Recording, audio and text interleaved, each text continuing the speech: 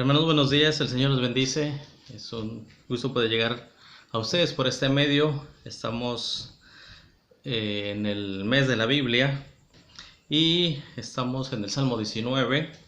Recordemos que este salmo es un himno que exalta la gloria de Dios, que habla de la gloria de Dios a través de la creación. La gloria de Dios es revelada en la creación y en la ley, en la palabra de Dios. Y estamos particularmente en este segundo punto. Hemos estado viendo las excelencias de la Biblia, lo que la Biblia es y hace, cómo el salmista va describiendo a detalle la palabra de Dios.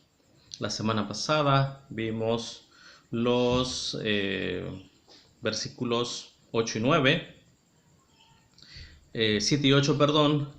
Y hoy vamos a ver los siguientes versículos. La última parte que va describiendo acerca de la ley. Y vamos a dejar, si Dios lo permite, para la próxima semana la oración, la conclusión del Salmo. Dice, voy a darle lectura, versículos 9, 10 y 11. El temor de Jehová es limpio, que permanece para siempre. Los juicios de Jehová son verdad, todos justos. Deseables son más que el oro, y más que mucho oro afinado, y dulces más que la miel, y que la que destila del panal. Tu siervo es además amonestado con ellos, en guardarlos hay grande galardón.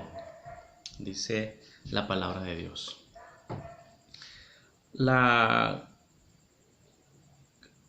El salmista, la Biblia dice, el temor de Jehová es limpio. El temor de Jehová es limpio. Recordemos que no profundizo en cada una de los adjetivos con lo que describe el salmista la ley, porque está hablando de la ley. ¿Sí? Son sinónimos, lo decía en temas pasados: ley, testimonio, mandamientos, preceptos. Temor es la ley, está hablando de la ley, de la Torá, de la palabra de Dios.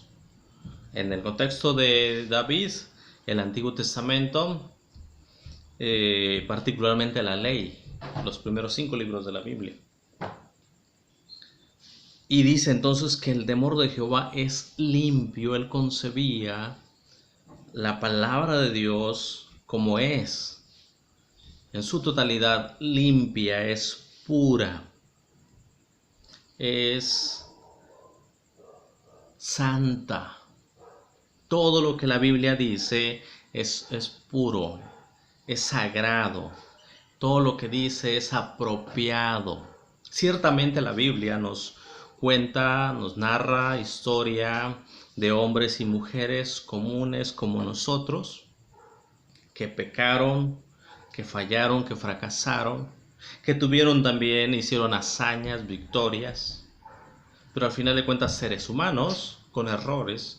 Pero el mensaje, la palabra de Dios es santa. Todo lo que dice es apropiado. Y por eso el nombre de la escritura es la Santa Biblia o la Sagrada Escritura. Y el Salmo, repito, dice que el temor de Jehová es limpio, es santo, es diferente. La Biblia no es un libro común, no es cualquier libro, no es cualquier literatura. Es literatura sagrada. Reitero también que ciertamente lo escribieron hombres y la Biblia no lo niega, pero fueron hombres dirigidos por el Espíritu Santo de Dios, y por eso es la santa palabra de Dios. El temor de Jehová es puro, es limpio, es santo, es perfecto y permanece para siempre. No pasa de moda. Es la misma palabra. Dios en su gracia permitió el que se desarrollara la Biblia. Hablo del Antiguo Testamento, todo el Antiguo Testamento y el Nuevo Testamento. Pero se ha preservado el mensaje. La palabra es eterna. Han surgido a lo largo de la historia pensamientos, filosofías que pasan de moda. pero la Biblia es la misma. La palabra de Dios permanece para siempre.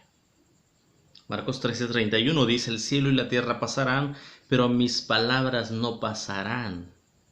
Todo va a pasar, pero la palabra no. Es firme, es permanente, es la misma. Insisto, las modas, el tiempo pasa. Nosotros también. Nuestra vida es finita, pero la palabra permanece para siempre. Los juicios de Jehová son verdad, todos justos. Los juicios, insisto, está hablando de la ley, está hablando de la palabra, está hablando de la Biblia. Los juicios de Jehová, la palabra de Dios, son verdad. Es la verdad. Sobre todo en nuestros tiempos donde no hay, según el pensamiento humano, no hay verdad absoluta. Todo es relativo. Debemos recordar y tener presente que la Biblia que sí hay verdad y que la Biblia es la verdad. Que la santa palabra de Dios es verdad. Ciertamente quizá lo demás sea, o mucho de lo que el mundo tiene es falso, es mentira, es relativo. Pero la palabra no es relativa, la palabra es la verdad, es autoridad, es regla de fe y conducta. Y son justos, dice. Los juicios de Jehová son verdad, todos justos. Insisto, en la Biblia no hay falsedad, todo lo que dice es la verdad. En todas las áreas es la verdad. Esta verdad es la palabra de Dios, todo lo que dice es cierto. Es verdad y es justo. No hay nada injusto en la Biblia. A manera de ejemplo, la Biblia nos cuenta historia. Y es historia verdadera, no es mito, no es leyenda. Incluso como pensadores, incluso teólogos, han hablado de mito y en que suavizan y explican que el término mito no es... no están quitando la autoridad de la palabra, realmente al final es mito. Pero la Biblia no es un mito. La palabra de Dios no es fantasía. Es la verdad. Lo que dice la Biblia es la verdad en todas sus áreas. Insisto, a manera de ejemplo, la historia. Existió un David, el rey David. Existió un Salomón. Existió un Nabucodonosor. La historia comprueba esto. Para poner un solo ejemplo y en un área. Repito, la Biblia es la verdad y todo lo que dice es verdad. Sí hay verdad. La Biblia es autoridad. Regla, insisto, de fe. La Biblia es la verdad. Es lo que está diciendo el salmista. Los juicios de Jehová son verdad, todos justos. Todos justos. No hay nada injusto, no hay injusticia. La palabra de Dios es perfecta, es limpia, es pura, es santa. Todo es justo, es bueno. Y por eso desde esta concepción, y no solamente lo que acabo de mencionar, sino lo que ya vimos, el salmista dice, al conocer y percibir de esta manera la palabra, dice, son deseables, son más que el oro y más que mucho oro afinado. Para el salmista, para David, la ley de Dios era de mucho más valor, era más preciosa que el oro fino, no cualquier oro, que el oro afinado. Recordemos que David llegó a ser muy rico, llegó a ser rey y con sus victorias, los triunfos que logró, los enemigos que venció, llegó a tener muchas riquezas. Pero en la Biblia no vemos que él tenga una misión al dinero, hacia lo material, hacia las riquezas. Vemos que era un hombre conforme al corazón de Dios, pero no vemos que él anhele lo material.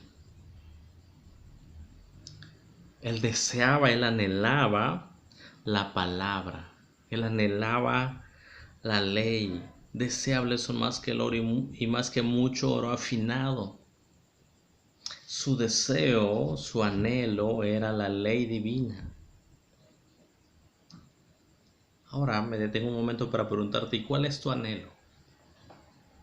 ¿Qué es lo que más deseas? Esta pregunta la hacía la semana pasada. ¿Qué es lo que más deseas? Dices, sigue describiendo, y dulces más que la miel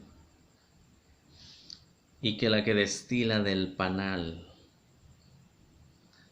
Era dulce en esa misma idea de desear, de buscar, de anhelar la palabra. Dice que es dulce. Proverbios también usa mucho esta imagen a manera de consejo. Dice, busca la sabiduría más que a la plata, busca a la inteligencia más que al oro, más que a las piedras preciosas. Y lo que está diciendo David, es más deseable que el oro y es más dulce que la miel. El Salmo 119:3 dice, cuán dulces son a mi paladar tus palabras, cuán dulces son a mi paladar tus palabras. Y Pedro exhorta, en la primera carta de Pedro, capítulo 2, versículo 2, dice, desead como niños recién nacidos la leche espiritual no adulterada, para que por ella crezcáis para salvación. Deseen, anhelen, busquen la palabra para crecer para salvación. Deseen.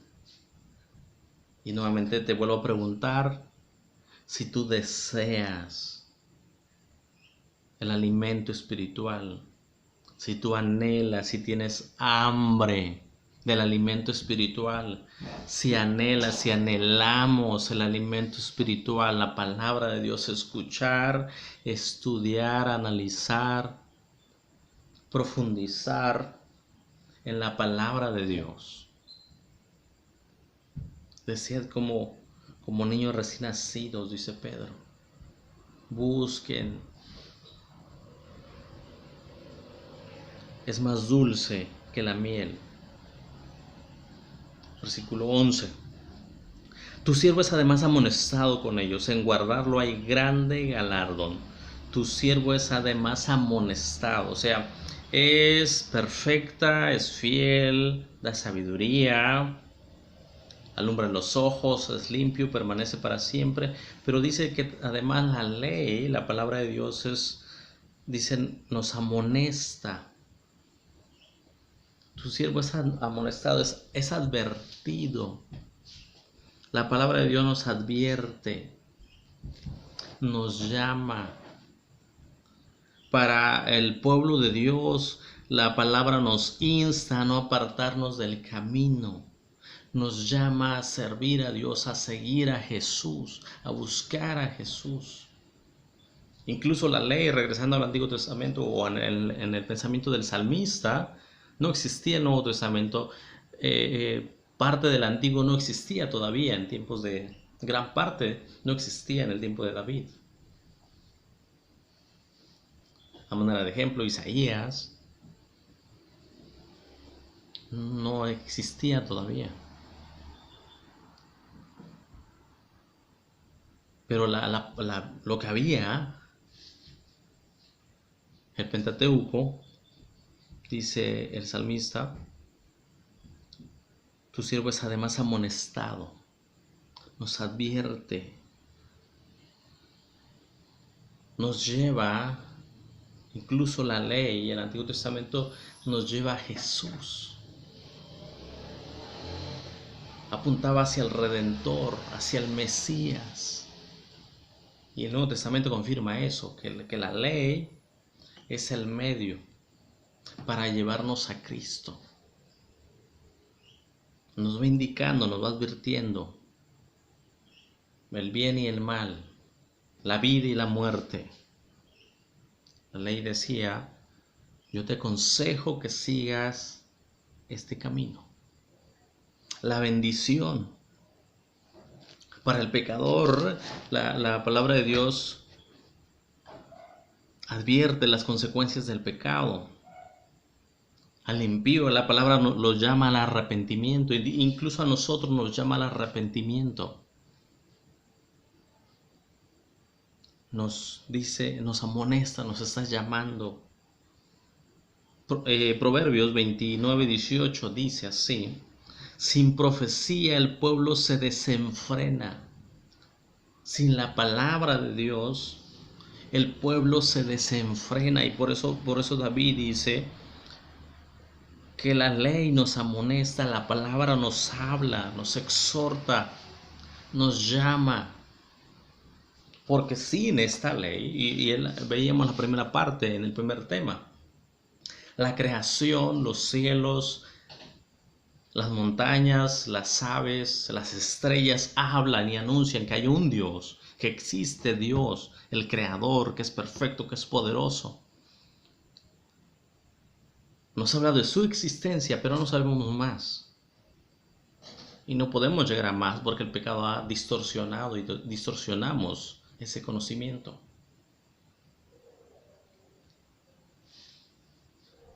Pero con la palabra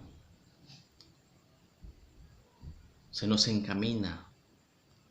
Pero sin la palabra, como dice el proverbio, sin la profecía, el pueblo se desenfrena, se extravía. Y pensando en este texto, en el texto de proverbio, los comentaristas creen que este proverbio hace alusión a cuando Moisés estuvo en el monte, cuando recibió la ley. Solamente fueron 40 días y el pueblo se desenfrenó rápidamente. Dijeron: no sabemos qué le ha acontecido a Moisés. Y hacen un becerro de oro y adoran a ese becerro. Y Dios dice: muy pronto este pueblo se ha rebelado, se ha olvidado. Entonces por eso dice Proverbios: sin profecía el pueblo se desenfrena. Sin visión, traduce la NBI, el pueblo se desvía, se extravía. Es importante la ley, el temor de Dios, y lo que está diciendo David, tu siervo, es advertido con ellos. La Biblia nos advierte, nos enseña, nos muestra.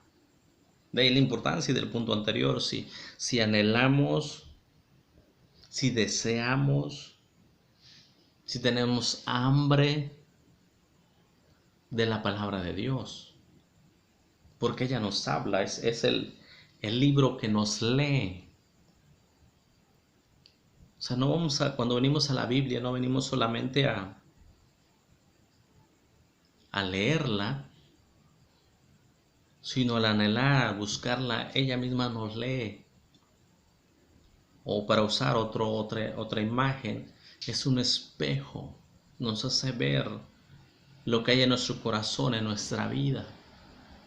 Claro, muchas veces no nos gusta. Nos gustan las promesas, nos gusta saber leer que Dios nos ama, y es cierto, y es bueno. Pero cuando vemos el juicio, cuando vemos la ira, cuando la Biblia nos habla de la santidad, nos está amonestando, nos está llamando, nos está advirtiendo. Y es lo que está diciendo el salmista. Somos llamados, somos advertidos. Pero al obedecer, al guardar, al creer, termina el versículo: en guardarlos hay grande galardón. En guardar, en obedecer, al obedecer hay una gran recompensa. El premio es grande. Y para obedecer se necesita creer. Cuando crees, obedeces. Recordemos eso. Si crees, obedeces. Y si obedeces, crees.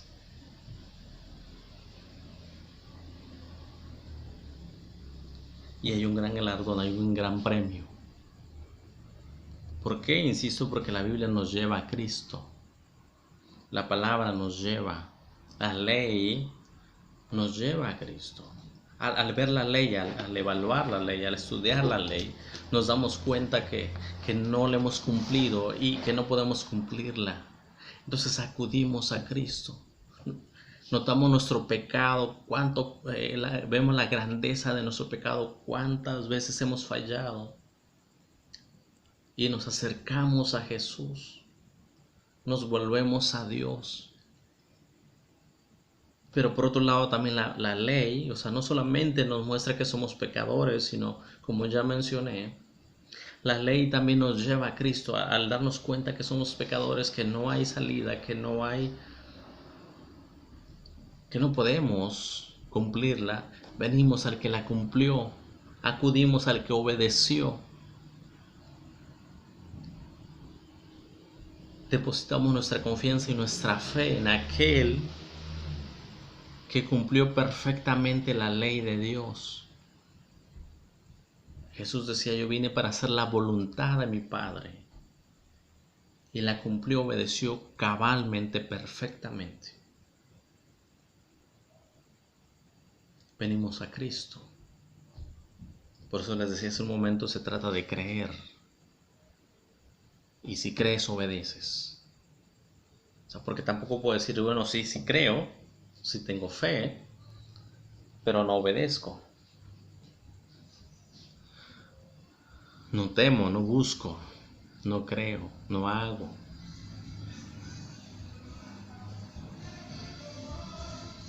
La palabra nos lleva a Jesús.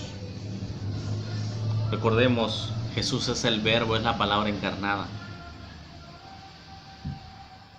El Verbo se hizo carne y habitó entre nosotros. Demos gracias a Dios por su palabra y espero que realmente deseemos como el salmista y nos metamos más a la palabra y notemos nuestro pecado. Notemos que hemos fallado, pero a la vez, al darnos cuenta de eso, vengamos a Jesús, humillados, creyendo y buscando su ayuda, entregando nuestra vida, acercándonos a Jesús, viniendo a su presencia, viniendo a Cristo, para tener el galardón del premio, al creer en Él. El Señor sea con ustedes, con sus familias, con nuestra iglesia. Que el Señor los bendiga y que tengan una bendecida y una bonita semana.